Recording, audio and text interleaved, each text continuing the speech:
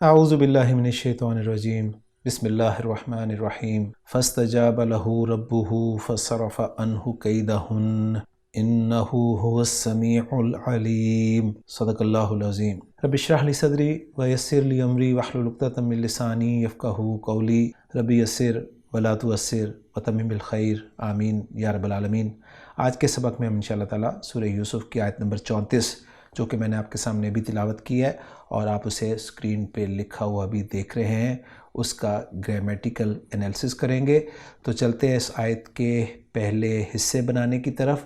اور اس آیت کے ہم 2 حصے بنائیں گے اس لیے کہ اس میں وقف کی ایک ہی علامت ہے۔ تو پہلا حصہ جو ہے وہ فاستجاب لہ ربہ فصرف عنہ کیدہن ہو جائے گا، اور دوسرا حصہ آیت کے اختتام تک انہ هو السمیع العلیم۔ اب جو پہلا حصہ ہم نے کیا ہے فاستجاب لہ ربہ فصرف عنہ کیدہن، اس کے ہم 2 حصے بنائیں گے اس لیے کہ اس میں فا عاطفہ ہمیں نظر آ رہا ہے۔ تو پہلا حصہ ہو جائے گا فاستجاب لہ ربہ، اور دوسرا حصہ ہو جائے گا فصرف عنہ کیدہن۔ اور اب ان دونوں حصوں کے الفاظ پر ہم بات کرتے ہیں۔ فا حرف استجابہ، جیم، الف اور با آپ کو گرین کلر میں نظر آ رہے ہیں 3 حروف، لیکن آپ اچھی طرح جانتے ہیں کہ الف کبھی بھی کسی فعل کا روٹ لیٹر نہیں ہو سکتا۔ حمزہ ہو سکتا ہے لیکن الف نہیں ہو سکتا۔ یہ جو الف آپ کو نظر آئے گا یہ واو یا سے بدلا ہوا ہوگا، لہٰذا اس فعل کے جو روٹ لیٹرز ہیں وہ ہیں جیم، واو اور با، اور باب استفعال سے یہ استعمال ہوا ہے استجوبا یستجوب استجوابن، اور تبدیلی کے بعد استجابا یستجیب استجابتن۔ اور خان صاحب ہمیں یہ بتا رہے ہیں کہ یہ مادہ باب استفعال اور باب افعال میں ہم معنی ہے، اس فرق کے ساتھ کہ باب استفعال میں جواب دینے، بات ماننے اور قبول کرنے کو ضروری سمجھنا، ترجمے میں یہ فرق واضح کرنا مشکل ہوتا ہے۔ اور آیت کا ریفرنس خان صاحب نے سورہ آل عمران آیت نمبر 195 دیا ہے۔ اس میں ہم پہلے دیکھ لیتے ہیں کہ باب افعال میں اس کے معنی کیا ہیں۔ تو جیسا کہ آپ اسکرین پہ دیکھ رہے ہیں کہ باب افعال میں یہ اجوبا یجوبو اجوابن سے تبدیل ہو کر اجابا یجیبو اجابتن بنا ہے۔ اس کے معنی ہے بات کا جواب دینا، حکم کو ماننا، درخواست کو قبول کرنا۔ تو گویا بتا رہے ہیں کہ باب استفعال میں بھی یہ باب افعال کے معنی میں ہی استعمال ہوتا ہے، مگر فرق یہ ہوتا ہے کہ باب استفعال میں جو پہلے معنی ہے جواب دینا، دوسرے معنی ہے حکم ماننا، اور تیسرے معنی ہے قبول کرنا، ان کو ضروری سمجھنا شامل ضرور ہوتا ہے، لیکن یہ بھی بتا رہے ہیں خان صاحب کہ ترجمے میں یہ فرق واضح کرنا مشکل ہوتا ہے۔ تو بہرحال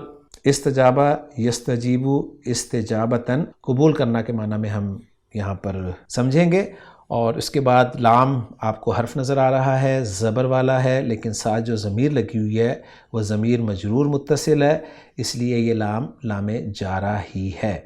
ضمیر جو ہے یہ واحد مذکر غائب کی ہے، اور اس پہ الٹا پیش آنے کی وجہ آپ جانتے ہیں کہ پیچھے زبر حرکت ہے۔ رب کا لفظ مضاف ہو کر آ رہا ہے، اور اس کے ساتھ جو ضمیر لگی ہوئی ہے وہ بھی ضمیر مجرور متصل ہے، واحد مذکر غائب کی ضمیر۔ اور پہلا حصہ اس طرح الفاظ کا ہمارا مکمل ہو جاتا ہے پہلے حصے کا۔ پہلے حصے کا دوسرا حصہ اس کے الفاظ پر بات کریں گے۔ اس میں فا حرف صرفہ، اس فعل پر ہم پہلے بات کر چکے ہیں، صاد رافع مادہ باب ضربہ یضرب سے استعمال ہوتا ہے، صرفہ یصرف پھیرنا کے معنی میں، اور ان حرف جر ہے جس کے بعد ضمیر مجرور متصل واحد مذکر غائب کی لگی ہوئی ہے، اور قید کا لفظ چال کے لیے استعمال ہوتا ہے، اور قید کے ساتھ جو اٹیچ ضمیر ہے جمع مؤنث غائب کی ہنہ، وہ آپ دیکھ رہے ہیں۔ تو یوں ہم پہلے حصے کے دونوں حصوں کے الفاظ پر تفصیل سے بات کر چکے ہیں۔ اس کے بعد اس آیت کا جو دوسرا حصہ ہے اس کا ایک ہی حصہ بنے گا، اور اس ایک حصے میں پہلا لفظ جو ہے وہ ہے انا جو ہے یہ حرف از حروف مشبہ بالفعل ہے، اور اس کے ساتھ جو ضمیر آتی ہے وہ ضمیر منصوب متصل ہوتی ہے، لہٰذا واحد مذکر غائب کی ضمیر جو ہے وہ آپ دیکھ رہے ہیں ساتھ، اور اس کے بعد جو ضمیر آپ کو نظر آ رہی ہے ہوا کی، یہ ضمیر مرفوع منفصل ہے، اور یہ بھی واحد مذکر غائب کی ضمیر ہے۔ السمیع کا لفظ اور العلیم کا لفظ جو ہے یہ دونوں اسماء ہیں، اور اللہ تعالیٰ کے ناموں کے طور پہ بھی استعمال ہوتے ہیں، اور خبر کے طور پہ بھی یہ استعمال ہو سکتے ہیں۔ تو الحمدللہ جی الفاظ پہ بات ہو گئی ہے ہماری، اب ہم چلتے ہیں ڈاکٹر عبدالرحیم صاحب کی ورکنگ شرح المفردات اور ایضاحات النحویہ کی طرف۔ شرح المفردات میں ڈاکٹر عبدالرحیم صاحب بتا رہے ہیں استجاب اللہ لفلان استجابتن۔ استجابہ فعل کا استعمال بتا رہے ہیں کہ اس میں جلالہ اس کا فاعل بن رہا ہے، اور قبول کرنا اس کے معنی ہم دیکھ چکے ہیں، تو جس کے لیے قبول کیا جائے گا وہ لام کے ساتھ استعمال ہوگا۔ تو گویا اللہ نے فلاں کی بات کو قبول کر لیا، اور استجابتاً اس کا مصدر ہے، اور معنی وہی بیان کیے ہیں باب افعال والے کہ اجابہ دعاءہ، یعنی اس نے اس کی دعا کو قبول کر لیا، ای قبلہ، یعنی قبلہ یقبلو قبول کرنا کے معنی میں استعمال ہوتا ہے۔ قال اللہ تعالیٰ، اور اللہ تعالیٰ نے ارشاد فرمایا کہ وقال ربکم ادعونی استجب لکم، کہ تم مجھے پکارو میں تمہیں رسپونڈ کروں گا، میں تمہیں جواب دوں گا، یا میں تمہاری بات یا تمہاری دعا کو قبول کروں گا۔ سورہ غافر کی آیت نمبر 60 کا ریفرنس دیا ہے۔ تو ایک ہی پوائنٹ تھا شرح المفردات میں، اب چلتے ہیں ایضاحات النحویہ کی طرف، اور اس میں جو انہ هو السمیع العلیم ہے اس کے بارے میں بتا رہے ہیں کہ یہ جو بیچ میں آپ ہوا کی ضمیر دیکھ رہے ہیں، ضمیر مرفوع منفصل، اس کے بارے میں بتا رہے ہیں کہ ضمیر الفصل ہے یہ، اور وَيُؤْتَى بِهِ، اور اس کو لایا جاتا ہے للفصل، فصل کے لیے، بین ما ہوا خبر و ما ہوا تابع۔ یہاں پر پہلے ایک فعل سمجھ لیں کہ جو یہ فصلہ کا فعل ہے، فصلہ بین الشیئین، عربی زبان میں دو چیزوں کو الگ الگ کرنا، ان معنی میں یہ استعمال ہوتا ہے۔ تو گویا بتایا جا رہا ہے کہ اس کو لایا جاتا ہے دو چیزوں کو الگ الگ کرنے کے لیے، فصل کے لیے، اور وہ دو چیزیں کیا ہیں؟ بینا ما ہوا خبر، ایک خبر کو، اور دوسرے وما ہوا تابع، اور دوسرے تابع کو، یعنی خبر اور تابع میں فرق کرنے کے لیے یا خبر اور تابع کو الگ الگ کرنے کے لیے اسے لایا جاتا ہے۔ اصل بات آپ کو مثالوں سے سمجھ میں آئے گی، لہٰذا فرما رہے ہیں کما یتضح من المثالین الآتیین، جیسا کہ واضح ہو رہا ہے آنے والی دو مثالوں سے۔ پہلی مثال ہے فی قولنا ھذا المدیر، یجوز ان یکون المدیر خبرا، بتا رہے ہیں کہ ھذا المدیر اگر آپ کے سامنے آتا ہے تو جائز ہے کہ المدیر جو ہے یہاں پر خبر ہو، او بدلا، یا پھر بدل ہو، یعنی دونوں پاسبلٹیز ہیں یہاں پر۔ ولیکن اذا اضفنا ہوا، لیکن جب ہم اضافہ کر دیں ہوا کا، وقلنا ھذا هو المدیر، اور یوں کہیں کہ ھذا هو المدیر، فواضح فیہ، تو اس میں یہ واضح ہے ان المدیر، کہ مدیر هو الخبر، وہ خبر ہے۔ آسان الفاظ میں آپ کو سمجھاتا ہوں کہ ایک کنسٹرکشن ہے، ایک مرکب ہے ھذا المدیر، تو یہ ھذا المدیر جو ہے یہ مرکب ناقص بھی ہو سکتا ہے اور مرکب تام بھی ہو سکتا ہے۔ اگر مرکب ناقص ہوگا تو ہم المدیر کو ھذا کے لیے بدل بنائیں گے، اور ہماری سمجھ کے مطابق المدیر مشار الیہ ہے جس کے لیے ھذا اس میں اشارہ ہے، اور پھر ہم اس سے مرکب اشاری جو کہ ایک مرکب ناقص ہوتا ہے وہ بناتے آئے ہیں۔ یا دوسرا بتا رہے ہیں کہ یہ خبر بھی ہو سکتا ہے، اس لیے کہ ہم جانتے ہیں کہ خبر جو ہے وہ معرفہ بھی آ سکتی ہے، اگرچہ خبر جو ہے وہ عموماً نکرہ ہوتی ہے، اور ہم یہ بات اچھی طرح جانتے ہیں کہ جملہ اسمیہ جو ہے جسے ہم مرکب تام بھی کہتے ہیں، یہ معرفہ پلس نکرہ کمبینیشن ہوتا ہے، یا پھر معرفہ پلس معرفہ کمبینیشن بھی ہو سکتا ہے۔ تو المدیر جو ہے یہ خبر بھی ہو سکتا ہے، گویا ھذا المدیر اگر ہمارے سامنے کنسٹرکشن آئے گی تو ہم اس کنسٹرکشن کو مرکب ناقص بھی کنسیڈر کر سکتے ہیں اور مرکب تام جملہ اسمیہ بھی کنسیڈر کر سکتے ہیں۔ لیکن جب ہم ہوا کا اضافہ کر دیں ھذا اور المدیر کے درمیان میں، اور یوں کہیں کہ ھذا هو المدیر، تو پھر واضح ہو جائے گا کہ مدیر یہاں پر خبر ہی ہے، وہ بدل نہیں ہے۔ امید ہے بات آپ کو اب سمجھ میں آ گئی ہوگی۔ اس طرح دوسری ایگزامپل دیکھ لیں، وَكَذَلِكَ، اور اسی طرح فی ابراہیم الناجح، ایک اور کنسٹرکشن آپ کے سامنے لائے ہیں ابراہیم الناجح، اور اس میں بتا رہے ہیں کہ یجوز ان یکون الناجح خبرا، جائز ہے کہ الناجح جو ہے یہ خبر ہو، او نعتن، یا پھر صفت ہو۔ گویا ابراہیم الناجح جب ہمارے سامنے کنسٹرکشن آئے گی تو ہم اس کو موصوف صفت قرار دے کر مرکب ناقص مرکب توصیفی بھی بنا سکتے ہیں، اور ہم اس کو جملہ اسمیہ بھی بنا سکتے ہیں، اس لیے کہ الناجح کو ہم خبر ٹریٹ کریں گے، اور ہم جانتے ہیں کہ خبر معرفہ بھی آ سکتی ہے۔ وَإِذَا قُلْنَا، اور جب ہم کہیں ابراہیم هُوَ الناجح اتضح ان الناجح هو الخبر، تو اس صورت میں پھر واضح ہو جائے گا کہ الناجح جو ہے یہ خبر ہی ہے، صفت نہیں ہے۔ امید ہے بات آپ کو کلیئر ہو گئی ہوگی۔ مزید بتا رہے ہیں کہ یقع ضمیر الفصل بین المبتداء والخبر، کہ ضمیر الفصل جو ہے یہ مبتدا اور خبر کے درمیان واقع ہوتا ہے۔ وَكَذَلِكَ بَيْنَمَا أَصْلُهُ مُبْتَدَأٌ وَخَبَرٌ، اور اسی طرح اس کے درمیان جس کی اصل مبتدا اور خبر ہو۔ اس کا کیا مطلب ہے جس کی اصل مبتدا اور خبر ہو؟ یہ بالکل ایسے ہی ہے کہ جیسے جملہ اسمیہ کے جو دو پارٹس ہوتے ہیں وہ مبتدا اور خبر ہوتے ہیں، لیکن جب ہم جملہ اسمیہ پر انا داخل کر دیتے ہیں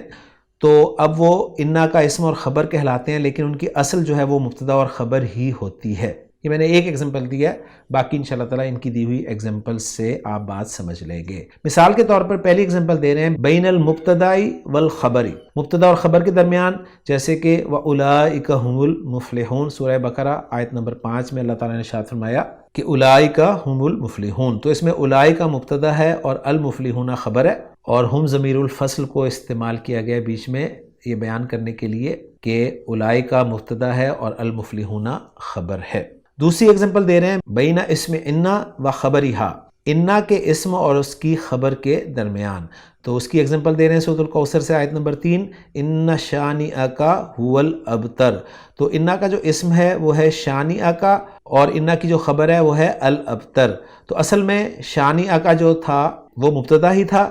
انا کی وجہ سے وہ منصوب ہوا، تو گویا مبتدا اور خبر کے درمیان میں ہوا جو ہے ضمیر فصل آ گئی۔ اور اسی طرح تیسری ایگزامپل دے رہے ہیں کہ بینا اسم کانا و خبرہا، کانا کے اسم اور خبر کے درمیان، تو ہم جانتے ہی ہیں کہ کانا جملہ اسمیہ پر ہی داخل ہوتا ہے، اور جملہ اسمیہ کے جو دو پارٹس ہوتے ہیں وہ مبتدا اور خبر ہی ہوتے ہیں۔ اور ایگزامپل دے رہے ہیں سورۃ المائدہ سے کہ فَلَمَّا تَوَفَّيْتَنِي كُنْتَ أَنْتَ الرَّقِيبَ عَلَيْهِمْ، تو کنتا انت الرقیب علیہم، یہاں تک جو ہے حصہ وہ آپ دیکھیں گے۔ کنتا فعل ناقص ہے یعنی کانا ہے، اور اس کا اسم جو ہے وہ کنتا کے اندر ہی جو تا ضمیر ہے، ضمیر مرفوع متصل، وہ اس کا اسم ہے، اور اس کی خبر جو ہے وہ ہے الرقیب، اور خبر کانا کی ہم جانتے ہیں منصوب ہوتی ہے، اس لیے الرقیبہ کی صورت میں آپ دیکھ رہے ہیں۔ تو گویا کانا کے اسم اور خبر کے درمیان میں انتا ضمیر جو کہ ضمیر فصل ہے وہ آئی ہوئی ہے، اور اصل میں یہ مبتدا اور خبر ہی تھے، کون؟ جو کہ کانا کا اسم اور کانا کی خبر ہے۔ پھر چوتھی ایگزامپل دے رہے ہیں کہ بین مفعولی ظن و اخواتہا، ظن اور اس کے اخوات کے دونوں مفعولوں کے درمیان، ہم جانتے ہیں کہ ظن اور اس کے جو اخوات ہیں ان کے دو مفعول ہوتے ہیں، اور وہ دو مفعول جو ہوتے ہیں وہ اصل میں مبتدا اور خبر ہی ہوتے ہیں، جو پھر ظن اور اس کی اخوات کی وجہ سے دو مفعول بن جاتے ہیں۔ اور اس کے لیے ایگزامپل سورہ مزمل کی لے کر آئے ہیں کہ وَمَا تُقَدِّمُوا لِأَنفُسِكُم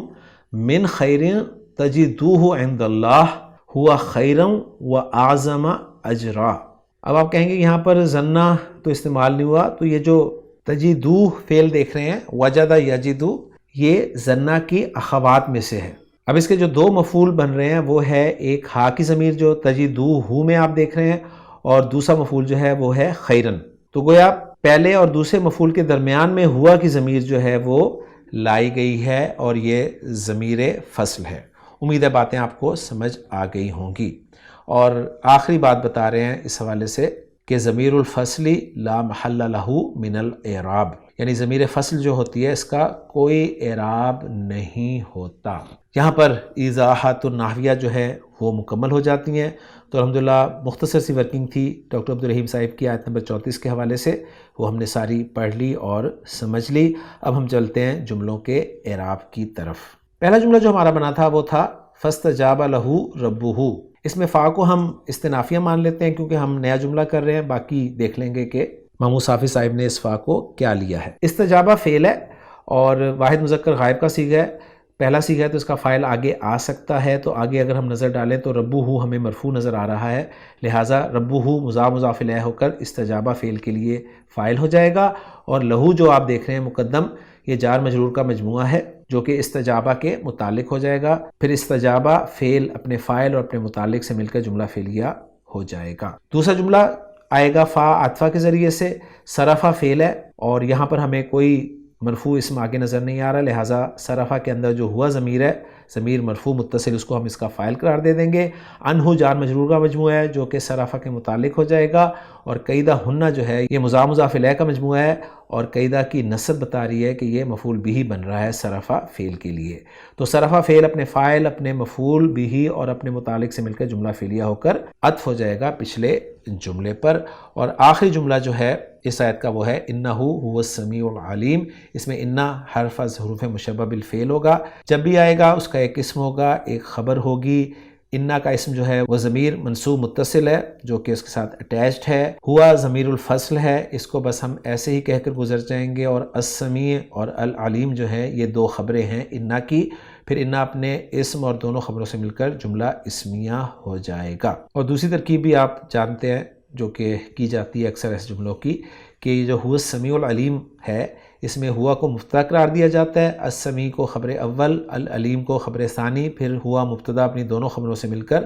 جملہ اسمیہ خبریہ ہو کر محلاً مرفوع خبر بن جائے گا انہ کی، اور پھر انہ اپنے اسم اور خبر سے مل کر جملہ اسمیہ بن جائے گا۔ تو دونوں ترکیبیں میں نے آپ کے سامنے رکھ دی ہیں، لیکن زیادہ اچھی ترکیب جو ہے وہ پہلی والی ہے جو میں نے آپ کے سامنے رکھی ہے۔ تو الحمدللہ جی ہم نے جملوں کا اعراب کر لیا ہے، اب ہم دیکھتے ہیں کہ محمود صافی صاحب نے ان جملوں کو کیسے ایکسپلین کیا ہے۔ محمود صافی صاحب بتا رہے ہیں کہ استجاب لہو ربہ والا جملہ جو ہے یہ لا محل لہا معطوفہ ہے علی جملہ قال پر، یعنی پچھلی آیت میں جو قال والا جملہ تھا نا اس پہ اس کو عطف کر دیا انہوں نے، تو گویا انہوں نے فا کو عاطفہ مانا ہے۔ اور جملہ صرفہ انہو جو ہے یہ لا محل لہا معطوفہ علی جملہ استجابہ، یہ ہمارا بھی صحیح ہے کیونکہ اس جملے کا عطف